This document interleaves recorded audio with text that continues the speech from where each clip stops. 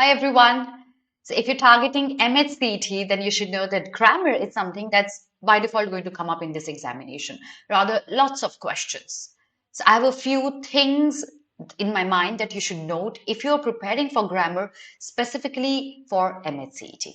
There are a few topics that I would highly recommend that you should work on. I will also give some recommendations regarding what you should work on under these topics. The first important topic is going to be pronouns. There are many questions that can come up under the topic pronouns, specifically if you see personal pronouns.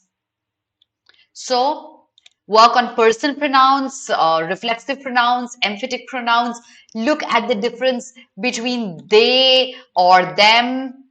Look at the difference between I or me. Such questions come up a lot. Work in detail on pronouns. The second most important topic, which I think should be covered up, is subject-verb agreement. If you look at the frequency of questions that come up on subject-verb agreement, under the grammar section, they are huge, many questions. So there are in total good 6-7 rules under subject verb agreement. Revise all the rules, work on rules that cover up as well as including, in addition to, and such parts that connect two phrases, and thus people are usually confused with the number of subject.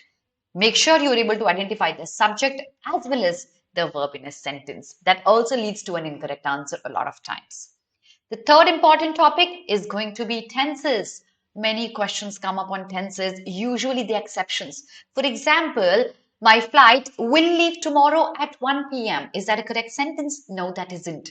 It should rather be my flight leaves. Why not a future tense even if I use it tomorrow? Work on such exception rules where questions can come up, and make sure you also work on conditionals. Conditionals is a very important part where many questions appear in the examination. So work on tenses, their exceptional rules, and conditionals. And the last topic that I think is an important one is prepositions. A lot of confusing prepositions, difference, for example, difference between on or on to, between in or at. Make sure you are able to differentiate between these commonly used and commonly confusable prepositions. I'm sure if you do these 4 topics, you shall be able to cover up a lot of chunk under the grammar topic. Make sure you work really, really hard, and all the best for your prep.